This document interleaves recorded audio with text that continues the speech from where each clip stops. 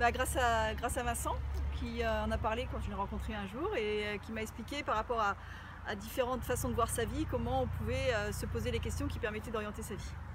T'as mal aux yeux là? Ça te Ouais, là, fronce j'ai un les peu, yeux? ouais. Alors viens là. Ouais, ça c'est mieux là. Ouais. Voilà. Raconte, c'est quoi cette appli alors? C'est quoi Ça s'appelle le jeu du phénix. Et en fait, le matin quand j'y pense, pratiquement tous les matins, j'appuie sur aujourd'hui.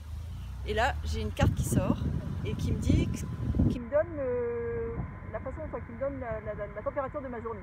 Comment va se passer ma journée, ce qui va m'arriver dans la journée. Et donc, quelquefois, c'est des cartes positives, les ondes de charme, quelquefois, c'est des cartes négatives, les ondes de choc. Et donc, ça permet de savoir ce qui va se passer et quelle va être l'influence de la journée. Donc, ce matin, j'ai appuyé sur aujourd'hui. Et j'ai vu que j'avais le prédateur implacable et je me suis dit que j'allais être victime d'un prédateur implacable dans la journée. Mais c'était une onde de choc. Donc là, j'ai appuyé sur défi et j'ai vu qu'elle allait être la parade à ce défi, à cette onde de choc. Et j'ai vu que c'était la famille de cœur. Donc ça me permet de savoir dans quelles ressources je vais aller puiser pour pouvoir parer à cette onde de choc. Qu'est-ce que tu en penses? Est-ce que ça pourrait être accepté un peu de façon générale?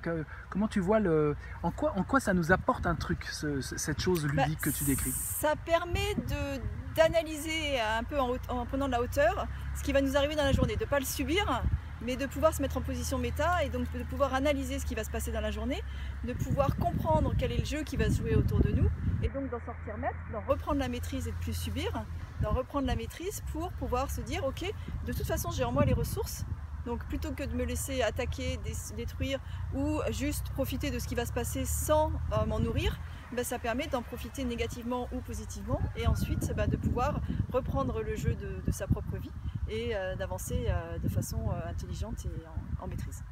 Et maintenant tout doucement une dernière question, avant-dernière en fait, on a 3 minutes, ça va? Ouais.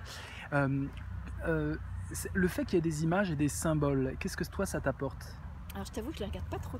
Ouais, toi c'est vraiment les mots? Moi c'est vraiment les mots. Alors c'est peut-être parce que je suis plus lexicale que visuelle. C'est plutôt les mots. Je regarde, c'est toujours le petit picto en haut. S'il est rouge, je sais que c'est pas bon et que là il va falloir que j'aille sur le défi.